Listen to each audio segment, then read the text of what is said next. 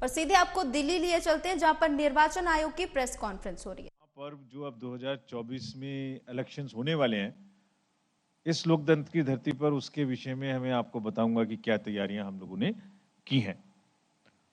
और इससे पहले मैं आपको तैयारियों के बारे में बताऊं, सर्वप्रथम आपके माध्यम से पुणे सभी बिहार वासियों को, सभी वोटर्स को, सभी मतदाताओं को हम ये अपील करना चाहते हैं आयोग की तरफ से कि बहुत तैयारियां हमने की हैं और कर रहे हैं। आप वोट देने जरूर आएं। मतदान के दिन आपका आना हमारे लिए बहुत ही गौरव की विषय होगा। और हम लोग प्रलोभन मुक्त, स्वतंत्र और बिल्कुल निष्पक्ष तरीके से चुनाव कराने के लिए कटिबद्ध हैं। और वो किस प्रकार से कटिबद्ध हैं, ये भी मैं आपको अभी विस्तार में बताऊंगा। आप बिना भय के मतदान करने आए, इच्छा से आए, और जो लोकतंत्र की जननी है वहां गर्व के साथ में चुनाव के पर्व में भाग लेने के लिए आप आए। यह आपसे रिक्वेस्ट भी है और आपसे हमारी अपेक्षा भी है। फ्रेंड्स, पिछले 2 दिनों में हमने जो मीटिंग्स की हैं, पहले मैं उसके बारे में आपको बताऊंगा। तो फर्स्ट ऑफ ऑल हम पॉलिटिकल पार्टीज के रिप्रेजेंटेटिव से मिले, जिसमें नेशनल पार्टीज के रूप में आप, BSP, BJP, Indian national Congress और सीपीआईएम, तो ये 5 राष्ट्रीय स्तर की पार्टियां, और स्टेट पार्टीज के रूप में जनता दल यूनाइटेड, लोक जनशक्ति पार्टी, रामविलास राष्ट्रीय लोक जनशक्ति पार्टी, राष्ट्रीय जनता दल और सीपीआईएमएल। तो आप जानना चाहेंगे कि इन लोगों ने हमसे क्या कहा, और हमारा भी ये ड्यूटी बनती है कि आपको बताएं कि उन्होंने हमसे क्या अपेक्षाएं रखी। और फिर मैं आपको पूरे अपने संबोधन के दौरान ये भी बताऊंगा कि उनके बारे में हम क्या करने जा रहे हैं, और आप ही के माध्यम से उनको उत्तर भी दूंगा। तो कुछ दलों ने पहले कहा कि बिहार में जो मतदाता सूची बनी है उसमें जो नाम डिलीट हुए हैं उनके बारे में आयोग पूरी तरह से आश्वस्त हो ले, और अगर कहीं कोई कमी है तो उसको ठीक कर ले। पहला उनका ये कहना था। दूसरा इसी विषय में कहना था कि जो वोटर्स के नाम जुड़े हैं, जो अच्छी भारी मात्रा में नाम जुड़े हैं, उनको वोटर कार्ड बहुत जल्दी से जल्दी उनके समय उनके पास में पहुंच जाए। Next point they mentioned was कि सभी मतदान केंद्रों पर अर्धसैनिक बलों की पर्याप्त मात्रा में प्रतिनियुक्ति की जाए ताकि चुनाव निर्भय और निष्पक्ष माहौल में हो सके।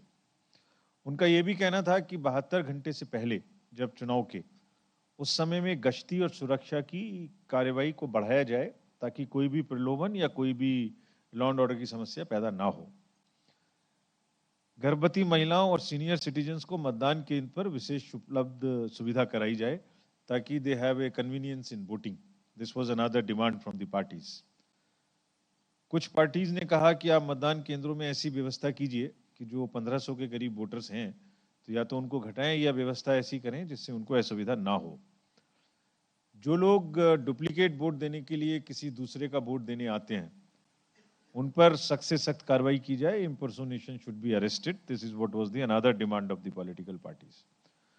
उनका ये भी मांग था कि जो परमिशंस उनको लेनी पड़ती हैं बहुत सारी, जिसमें वीडियो वैन की परमिशन हो, एलईडी वैन की परमिशन हो, या जो जगहें जहां पर उन्हें भाषण करने हैं उसकी सुविधाएं हो, क्योंकि पार्लियामेंट्री कॉन्स्टिट्यूंसीज कई जिलों में है, तो उनको एक जगह से वो सुविधा मिल जाए, सिंगल विंडो क्लियरेंस किया जाए। एक पॉलिटिकल पार्टीज ने यह भी कहा कि उनको सिर्फ 5 गाड़ी मिलती हैं नेशनल लेवल, स्टेट लेवल पे, तो इनकी संख्या कम है। तो अगर इतना बड़ा स्टेट है और एक एक पार्लियामेंट्री कॉन्स्टिट्यूंसी भी कहीं कहीं 2-2, 3-3 जिलों में है, तो उनको गाड़ियों की संख्या बढ़ाई जाए ताकि वो उसमें मूव कर सकें कैंपेनिंग के लिए। एक और मांग पॉलिटिकल पार्टीज ने की कि जो पोलिंग एजेंट्स और उनके ऑथराइज एजेंट्स हैं, जो पोलिंग एजेंट्स पर दस्तखत सिग्नेचर करके देते हैं, उनका सिग्नेचर कभी कभी पोलिंग स्टेशन पे नहीं पहुंचता और शुरुआत हो जाती है शुरू करने में इलेक्शंस को। तो जो ऑथराइज सिग्नेटरीज हैं, चाहे कैंडिडेट हो चाहे उनके द्वारा अप्रूव्ड ऑथराइज्ड पर्सन हो, उनका सिग्नेचर्स उपलब्ध रहें हर बूथ पे, तो देर नहीं लगेगी। एक और मांग थी उनकी कि जो सेंट्रल ऑब्जर्वर्स आएंगे वो सबको उपलब्ध रहें, उनके फ़ोन नंबर्स, उनके रहने की जगह, उनका एक फिक्स्ड स्थान हो ताकि कम से कम उस समय पर जरूर मिल सकें। बहुत सी पार्टीज ने ये भी अनाउंस किया कि ये भी रिक्वेस्ट किया कि जो पोस्टल बैलेट्स की गिनती है वो पहले शुरू की जाए और समय खत्म की जाए।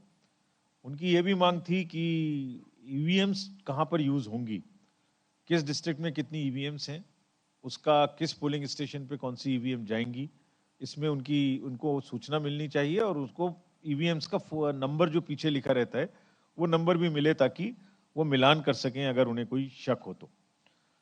चूंकि यहाँ पोलिंग अच्छी होती है, मतलब अच्छी उतनी तो नहीं है जितनी और राज्यों में है, लेकिन उनका कहना था कि मतदान का समय बढ़ाया जाए ताकि प्रतिशत मतदान का और बढ़ सके। तो ये मुख्य मांगे थी। इन सबको मैं आपको अपने संबोधन के दौरान इन सभी विषयों पे उत्तर दूंगा। अगर तैयारी पर आए पार्लियामेंट्री कॉन्स्टिट्यूएंसीज की, तो बिहार में 40 कॉन्स्टिट्यूएंसीज हैं और झारखंड में 14 कॉन्स्टिट्यूएंसीज हैं। हमने इसी मीटिंग के दौरान झारखंड के सीईओज और एसपीएनओज अन्य पदाधिकारियों से भी यहाँ बात की थी, रिव्यू किया था। बिहार में टोटल में से 34 जनरल और एससी की 6 और एसटी की 0, वहीं एसटीज की 5 कॉन्स्टिट्यूएंसीज झारखंड में हैं। अगर हम रोल्स के बारे में बात करें तो कमीशन का ये प्रयास है कि जो इलेक्टरल रोल्स है, जो मतदाता सूची है, वो पूरी तरीके से प्योर हो और हेल्दी हो। तो प्योरिटी का मतलब क्या है कि उसमें जो लोग जुड़ने चाहिए वो जरूर जुड़ जाएं, जो लोग नहीं रहने चाहिए उसमें, जो डेड हैं या शिफ्टेड हैं या मल्टीपल एंट्रीज हैं, उनको हट जाना चाहिए। और male female PWD senior citizens के सफिशिएंट जो नंबर सेंसस के हिसाब से फिगर आती है होनी चाहिए, वो होनी चाहिए। यानी प्योरिटी भी होनी चाहिए, हेल्थ भी होनी चाहिए। तो बिहार में टोटल 7.64 करोड़ मतदाता हैं, जिसमें से 4 करोड़ मेल और 3.6 करोड़ फीमेल मतदाता हैं। पर्सन्स विद डिसेबिलिटी 6.3 लाख और वेरी सीनियर सिटीजन्स 14.5 लाख, जिसमें से 100 वर्ष से ऊपर के जो शतायु हमारे मतदाता हैं वो भी 21,680 हैं। तो फर्स्ट टाइम वोटर्स की जो संख्या है वो जान के आपको अच्छा लगेगा, 18 से 19 वर्ष के, वो संख्या है 9.26 लाख, यानी जो इसी साल में बढ़े हैं। और अगर हम 20 से 29 वर्ष के युवा लोगों को देखें तो टोटल 7.64 करोड़ में से 1.6 करोड़ ऐसे हैं जो 20 से 29 साल के हैं। तो युवाओं की भागीदारी इस चुनाव में काफी महत्वपूर्ण है। अगर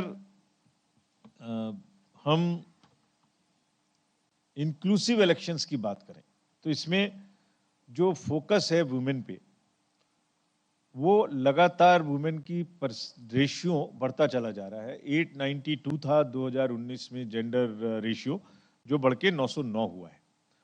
और अगर 117 असेंबली कॉन्स्टिट्यूएंसीज इस प्रकार की हैं जहां महिलाओं की संख्या 909 से भी ज्यादा है और 18 से 19 ईयर्स के विमेन इलेक्टर्स की संख्या भी 4,01,000 से ज्यादा है।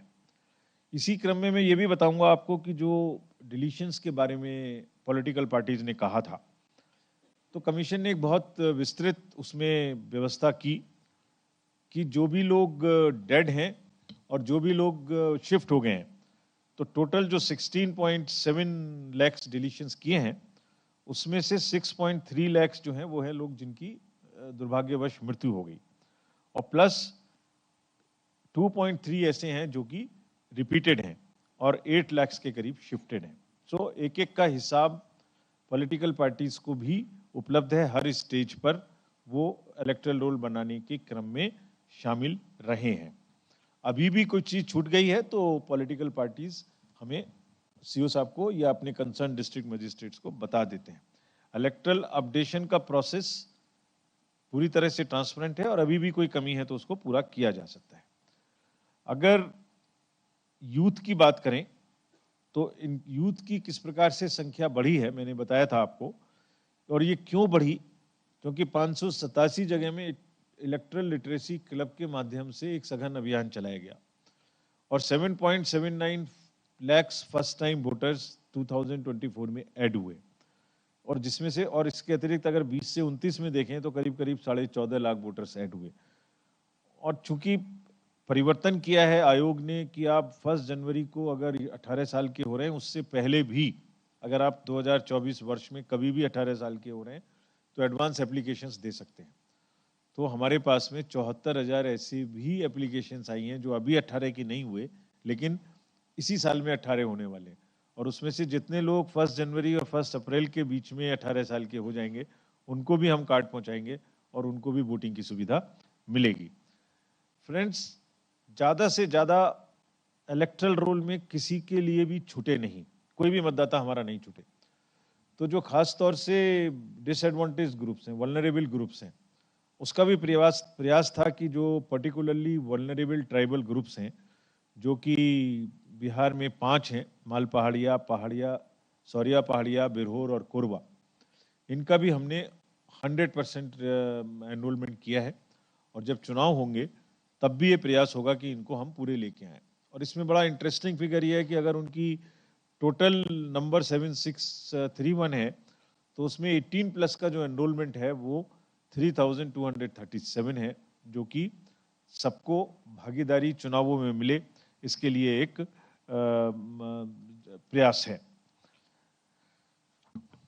अगर मतदान केंद्रों के बारे में मैं आपको बताऊं, अभी तक वोटर लिस्ट के बारे में बताया, तो टोटल 77,392 पोलिंग स्टेशंस हैं और अधिकांश रूरल हैं, जिसमें से 66,331 रूरल हैं।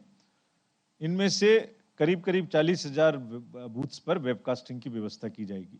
ये भी पॉलिटिकल पार्टीज की एक डिमांड थी, तो इससे भी हमारा मैनेजमेंट करना बहुत आसान होगा। पीडब्ल्यूडी मैनेज 40 बूथ होंगे और यूथ मैनेज 76 बूथ होंगे।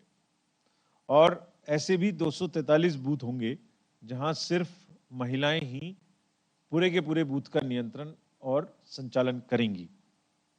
फ्रेंड्स, सभी बूथ्स पे जो एश्योर्ड मिनिमम फैसिलिटीज हैं वो रहेंगी, यानी toilet, ramps, drinking water, electricity, wheelchair, ये सभी बूथ पे रहेंगे ताकि आने जाने में सबको सुविधा रहे।